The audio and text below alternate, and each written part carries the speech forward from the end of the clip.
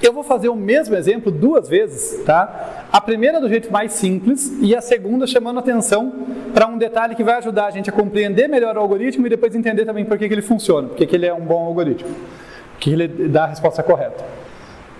Então, primeiro, o jeito mais intuitivo. O que o algoritmo de Kruskal faz? Ele olha para as arestas em ordem crescente de custo, da menor para maior. E cada aresta que não cria um ciclo, porque afinal eu quero uma árvore no final, né? Então eu não quero criar ciclo, cada aresta que não cria um ciclo, eu coloco na minha solução. Minha solução começa vazia e eu vou adicionando arestas. Tá? Se vocês pensarem, o algoritmo de Kruskal é muito parecido, ele interpreta a propriedade do corte, ele aplica a propriedade do corte de um jeito muito parecido com outros algoritmos que a gente viu antes, né? Mochila fracionária. Decidi que densidade de valor é o meu critério guloso. Então coloca em ordem decrescente de densidade de valor, os mais valiosos primeiro, e vai pegando eles naquela ordem, né? Desde que não dê problema. Seleção de atividades, mesma coisa, né? Pega, o critério era menor tempo de término, coloca em ordem o tempo de término e vai pegando os que não conflitam, você tem que seguir naquela ordem. Aqui é a mesma ideia, ordena as arestas da mais barata para mais cara, já que o critério guloso gosta da aresta de menor custo, né? E vai pegando naquela ordem, desde que não dê conflito. O que é o conflito aqui? Criar ciclo. Desde que não crie ciclo eu vou colocando. Então é uma implementação bem direta, se a gente parar para pensar, né? Olhando, talvez de certo modo até mais do que Prim, né? Até mais que o algoritmo de Prim. Então me ajudem aqui. Como que a gente começa aqui, olha? Qual a primeira aresta que eu vou pegar? Eu coloquei nomes nos vértices para vocês poderem falar os extremos. Quais vocês vão pegar? Perdão? Isso. Então seria acesso. Mas eu entendi esse. Calma. É que eu não estou ouvindo, gente. O algoritmo considera as arestas em ordem crescente de custo, vai da mais barata para mais cara. AB, exatamente. Então a aresta mais barata é AB. Primeira aresta que ele pega é essa aqui. Por isso que é bom exemplo, tá vendo? Às vezes a gente entende uma coisa errada, já corrige na hora. Então, AB primeiro, né? Lembrando, desde que não introduza ciclo. No início não tinha nenhuma aresta, não tinha nem com quem ela fazer ciclo, coitada, né? Então, beleza, peguei AB. Qual que é a próxima que eu pego? AB. D, né? Que tem custo 2. Qual que é a próxima? B, que tem custo 3.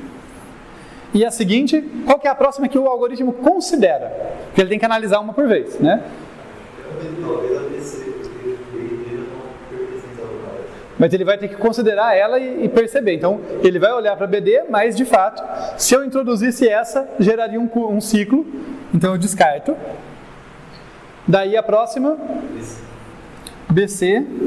E depois, eu já poderia perceber que estou conexo. No momento que eu estou conexo, né, que eu tenho n-1 arestas, eu paro. Mas vamos só dizer que eu vou passar por todas as arestas.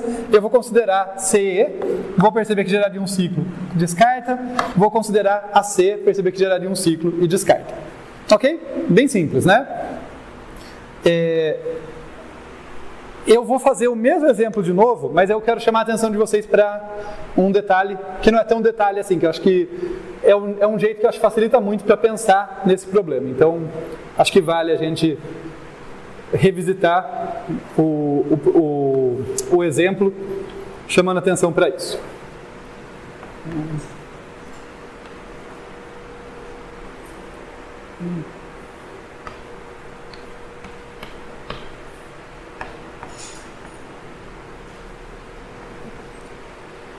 Tá? E o que eu vou fazer agora? Deixa eu pegar mais cores aqui que acho que vai me ajudar. Lembra que eu falei que Kruskal era bem complementar a Prim?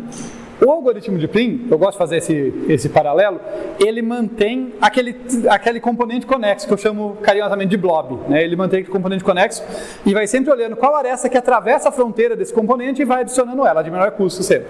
Tá? O algoritmo de Kruskal, ele começa com N componentes conexos, né? Não parece isso quando a gente olha para cá, né? Eu só estou selecionando a aresta, mas no fundo é isso. Porque lembra, a propriedade do corte, que é a aresta de menor custo que atravessa um corte. Então, no fundo, o que eu estou fazendo no algoritmo de Kruskal? Eu estou começando como se cada vértice fosse parte de um componente só seu. Tá? Então, eu tenho todos esses componentes aqui. Né? N componentes, um para cada vértice. E daí, quando eu vou olhar para a aresta de menor custo, no fundo eu estou olhando para uma aresta que necessariamente está atravessando a fronteira do corte de um desses componentes. É o corte definido por esse vértice isolado de um lado e todo o resto do outro. Tá? Então, por exemplo, aqui, a sequência é a mesma. Veja, eu vou pegar a B. Mas por que isso aqui é uma boa escolha? Ela é a aresta de custo mínimo de qual corte?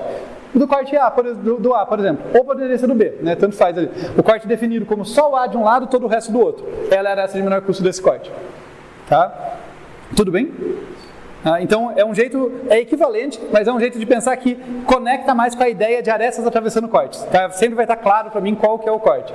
Então, nesse caso, eu faço isso. Ao fazer isso, o que aconteceu? Esses dois componentes se fundiram em um só. Então eu vou chegar aqui e falar, opa,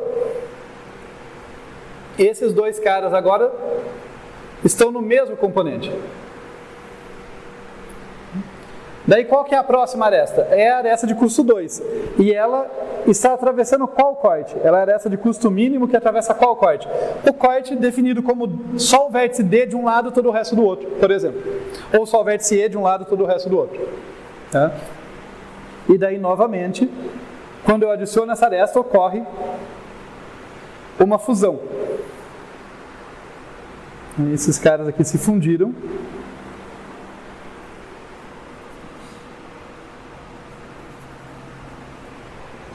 E vejam que o número de componentes está diminuindo, né? Cada vez que eu adiciono uma aresta, o número de componentes diminui. Eu começo com N componentes, cada uma sendo um vértice isolado. Cada aresta que eu adiciono vai diminuir o componente de 1. Depois de adicionar N menos uma arestas, eu fico com um componente só, que é quando eu termino. Tudo bem? Tranquilo? Onde que a coisa fica mais interessante? Tá? Só fazer rapidinho aqui. Quando eu adiciono, esse grafo é bem pequenininho, né? Mas quando eu adiciono essa aresta número 3 aqui, número 3 não, né? De custo 3, que liga B e E, ela está atravessando a fronteira desses dois componentes aqui. E é por isso, tá? Esse é um outro, de novo, maneiras distintas de olhar para um problema, para o mesmo problema. É por isso que, ao adicionar essa aresta, deixa eu marcar ela aqui,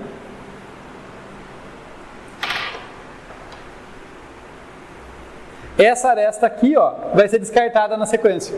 Né? Quando eu for implementar, eu vou ter que olhar para as arestas em ordem crescente de custo, então eu vou ter que considerar essa aresta.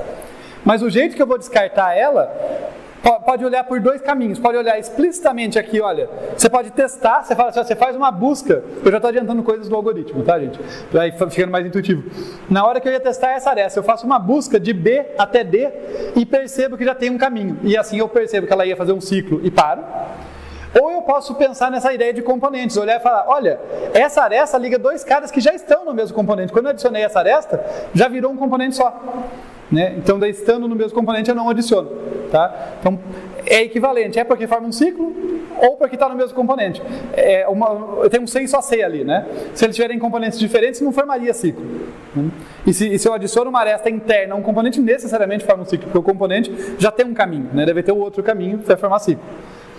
Tá? Então, como eu disse, é absolutamente equivalente o que o algoritmo faz, mas o jeito de ver levemente diferente. E finalmente aqui, a próxima aresta é a que atravessa a fronteira de E para todo o resto, que é a de custo 5. E daí finaliza. Né? Daí tá todo mundo num único lugar. Fazendo novamente a comparação, né, o contraste com o algoritmo de Prim, veja que o algoritmo de Prim, ele tinha uma dificuldade, que era alcançar todos os vértices. Isso ele só fazia no final. Mas o que ele tinha em mãos sempre era uma árvore, porque ia crescer naquele componente conexo. Ele estava sempre com uma sub-árvore, mas que não era geradora, porque não alcançava todo mundo. O algoritmo de Kruskal não. O algoritmo de Kruskal, ele sempre considera todos os vértices, afinal ele começa com cada um em um componente separado.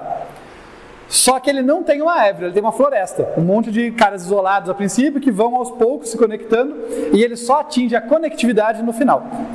Na penúltima iteração ele ainda tem duas componentes, por exemplo. Né? Ainda está no mínimo exatamente duas precisando ser conectadas. Então, o jeito que eles vão ali é realmente bem complementar. Tudo bem? Ok a ideia do algoritmo? Então, vamos considerando as arestas em ordem crescente de custo.